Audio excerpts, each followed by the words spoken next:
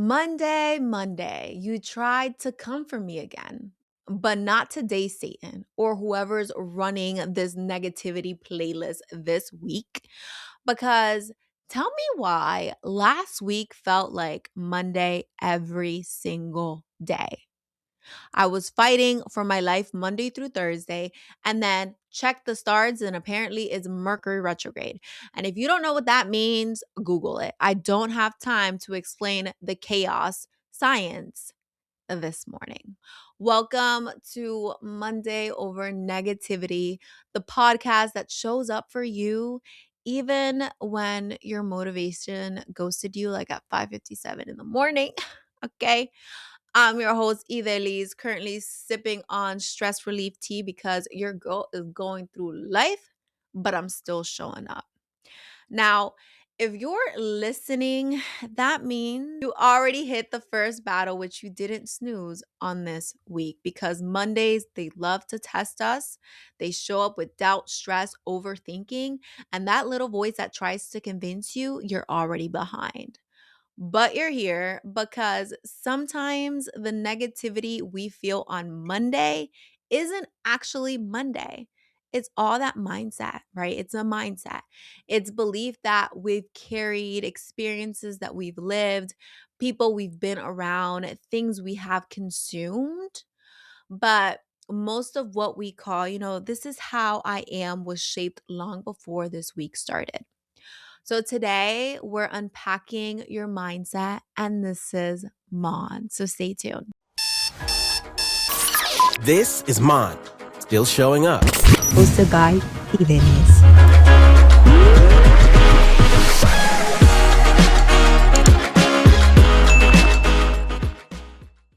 Okay, y'all. So let's get started with the MON stories. By the time you listen to this episode, you would have already listened to Monthly Chaos. And I shared a few MON stories, and I'm going to start titling MON stories. Okay, so this first one is called Parking Lot Main Character Energy. Okay, how does that sound, Mercedes? Parking lot main character energy. I'm assuming it has to do with parking lot? Yes! Okay, so I'm leaving the gym right after chest day and decided to run a quick errand before going home. I'm driving through the strip mall parking lot and I'm stopped at a stop sign when I see a car approaching from the right. He's not super close, but he's definitely moving faster than he should for a parking lot. I pulled out and immediately he starts leaning on his horn like I cut him off in rush hour traffic. I'm literally feet away from where I need to park, so I backed into the spot.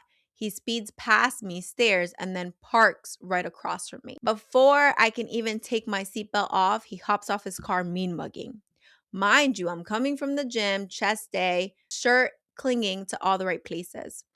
So I stepped out of the car without saying a word, but very much letting him know I'm clearly not in the mood for nonsense. Nonsense. Incest nonsense. Not in the mood for nonsense. He shakes his head and starts walking off. Turns out he's going in the same direction as me. So I'm walking behind him.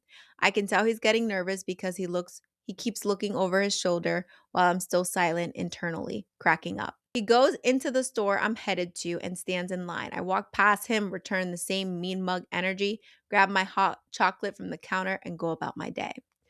More of the story is don't let parking lot chaos raise your blood pressure. If you're in that much of a rush, order ahead. At least you showed up and you didn't start, a big fight in the parking lot. I mean, some people are rushing or some people are just having a bad day. But the best thing that you can do is just, hey, mean bug, be the bigger person and just get on with your life because you don't have that type of energy.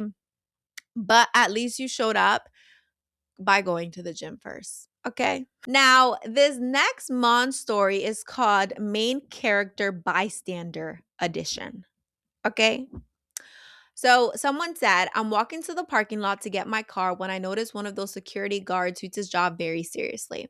While I'm watching him correct someone for smoking in the wrong area, this girl suddenly walks really fast next to me, like uncomfortably close, almost as she was using me as a human shield.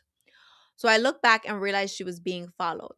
Next thing you know, the woman behind her stops the security guard and tells him the girl just stole from Five Below. When I tell you that man lit up like he's been waiting his whole career for this moment, he takes off running, yelling after her, "I'm gonna get you."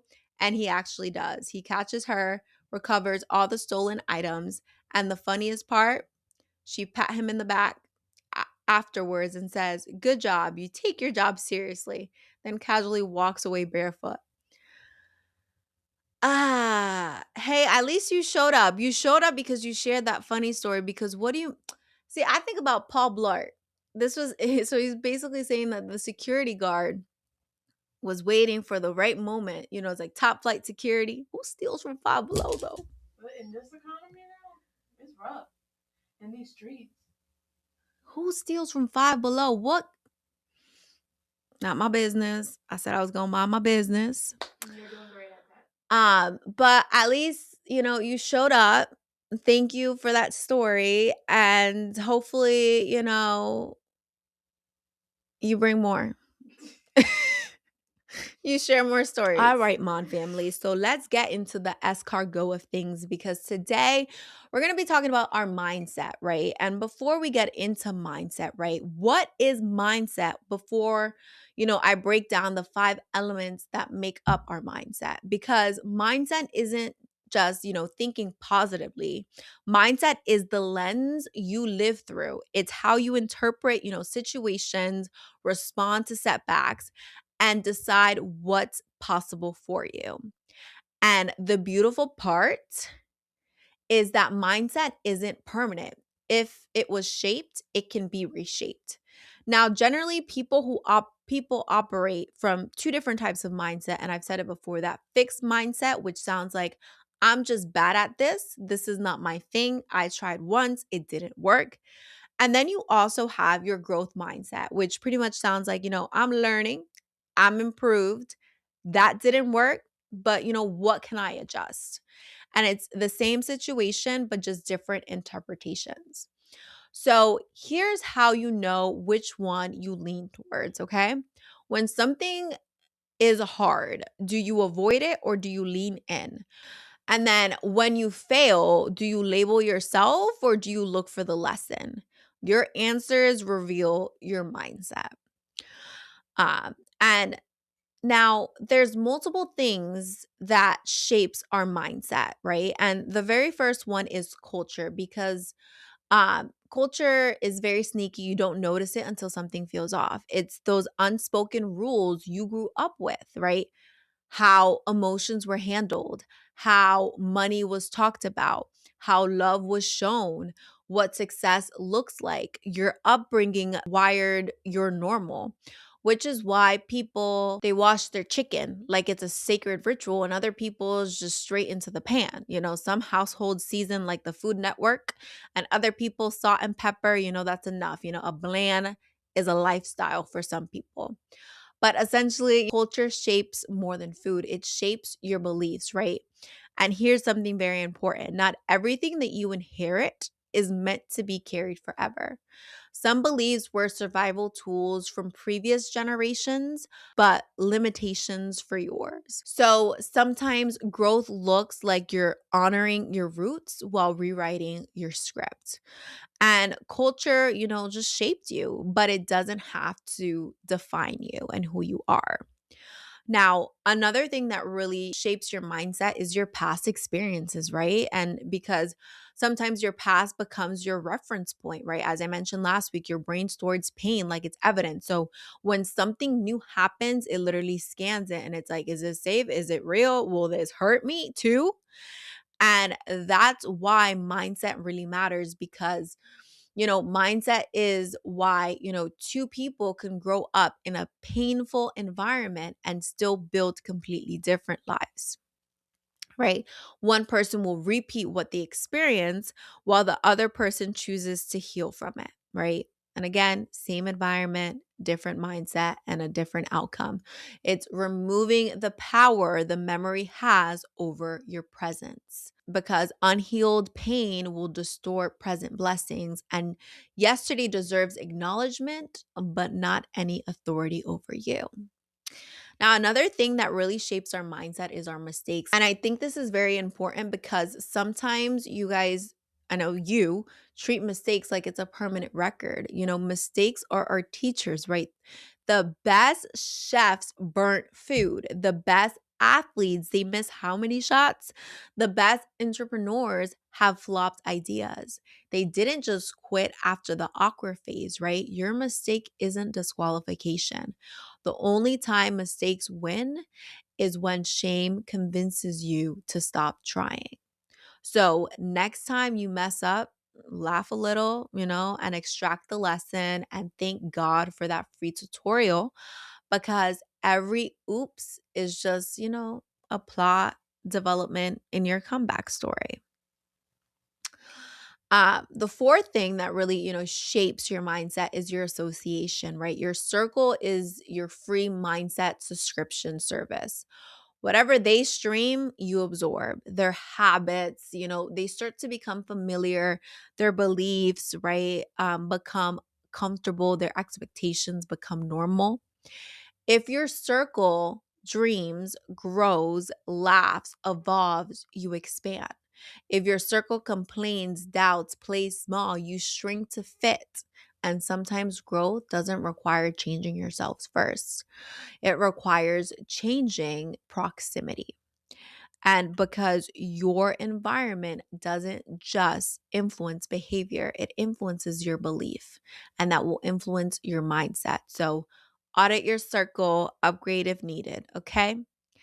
And the very last one is your exposure because what you see daily becomes your ceiling, right? You can't dream what you've never seen. Exposure expands, possibility, and comparison will distort your reality. Because think about it this way, life is an iceberg, right? You see only 10%, but 90% lives underwater. The discipline, the late nights, the doubt, the growth that nobody really claps for, right? Sugar can look like salt from a distance. So essentially, don't compare your full story to someone else's surface, right? Tiny exposure, tiny belief. So make sure that you curate input like a VIP access. Now, What? I set upon myself to listen to an audiobook a week, right? And I read this book and it was Man's Search for Meaning. And I want to pause here for a second because the best way to beat negativity is to sit with wisdom from people who've experienced far worse than a stressful Monday, right? And as I mentioned, there's this book and it's called The Man's Search for Meaning and it's by Viktor Frankl if I'm not mistaken. But if you ever read it, right? Read it slow, let it sit in. Like I had to go back a few times because it's not something that you just listen to and you can just skim, right? Frankl, he literally survived Nazi concentration camps, right? He lost his family, lost his freedom. He also witnessed, suffering most of us really can't imagine, right? And yet, the message that I basically walked away from and he walked away from was, and it wasn't bitterness and it was meaning. And his core realization was that life isn't about avoiding pain, it's about finding meaning inside it. And I was like, damn, that perspective alone destroys negativity, right? And one thing that really did, hit me within this was that you always have the freedom to choose your attitude. Circumstances can be chaotic, very unfair, and painful, but your internal response, that's yours. That's the part that nobody can confiscate from you. And another thing, your main drive as a human isn't, pleasure. It isn't power and it's meaning. Life is constantly asking you, what will you do with this moment? What would you do with this pain? What would you do with this opportunity? And meaning isn't something that's handed to you, you find it. And in the book, meaning shows up in three ways, and it's through what you create, what you love, and through how you respond to suffering you can't avoid. And, that last one, that is where your resilient lives because suffering stops being pointless the moment you give it purpose. And I want you to think about this quote specifically.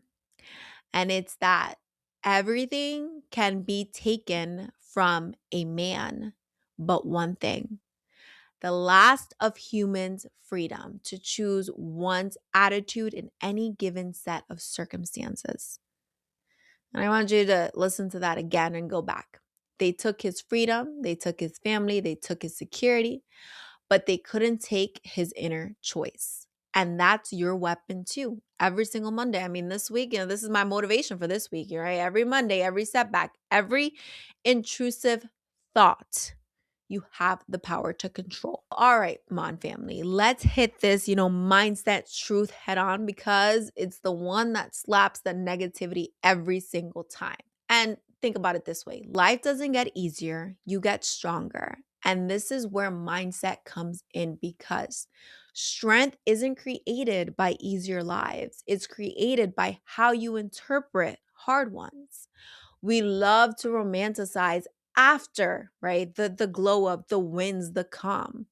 But the real talk, the important truth is the storm doesn't shrink, right? When you're in it, your capability to stand within them expands. Life keeps throwing you curveballs. Monday keeps coming in at 6 in the morning and bills don't care if you're ready, right? What changes is you.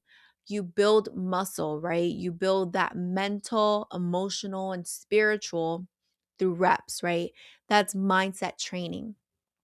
Every challenge is a rep for how you would think, respond, and believe.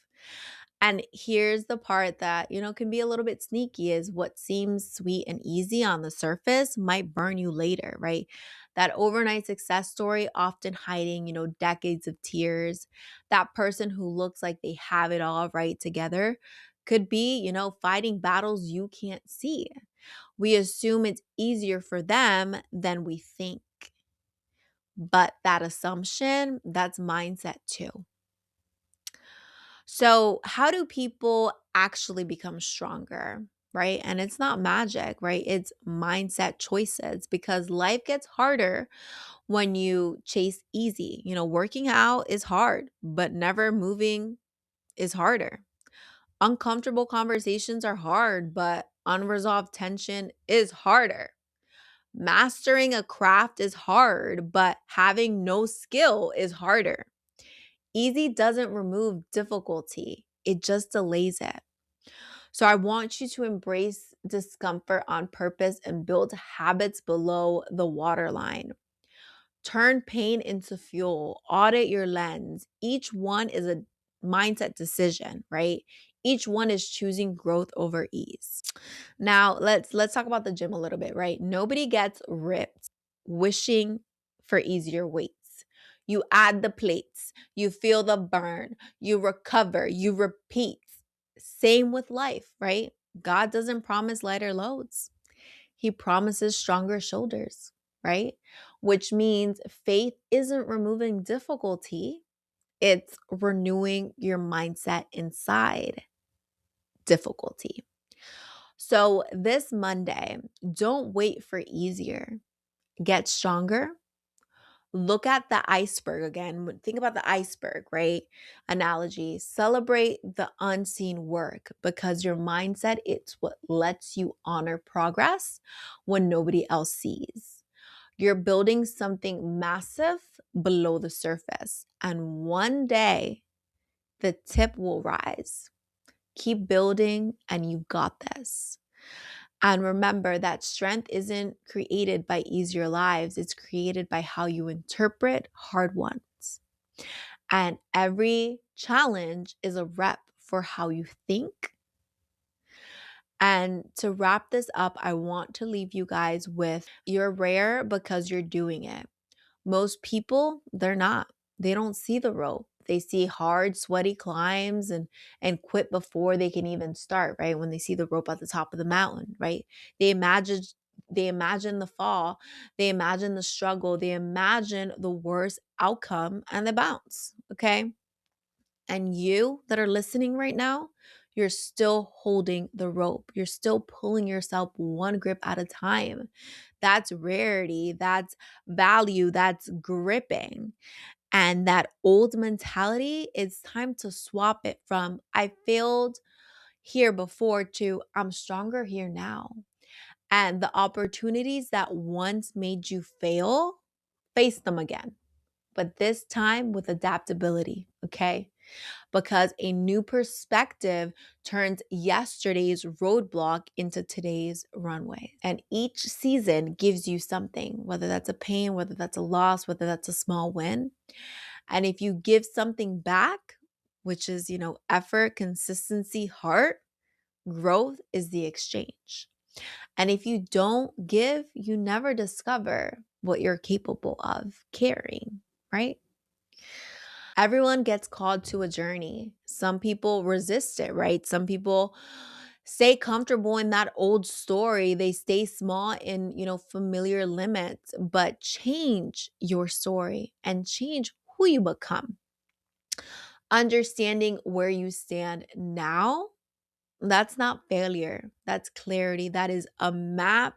That's the next step. And hunger comes from pain, from knowing where you're not where you want to be yet, but push past motivation because motivation will visit, but your willpower will stay. When limits hit, pull from your why. What matters more than your comfort zone, what wakes you up buzzing, what God planted in you before fear showed up. And that's deeper than fuel. And to wrap this up, Mon family, make sure that you are the real one. You keep showing up. Pull from your why. Keep climbing. Negativity wants you to quit at the imagined fall, but don't because you're stronger than that. And the views from higher up, they're worth every grip from that rope. So, what's your rope right now? That hard thing that you're holding on to, and change that mindset because your mindset matters. Now, thank you for tuning in to Monday Over Negativity. I'll see you guys same time, same place, still showing up. Bye now.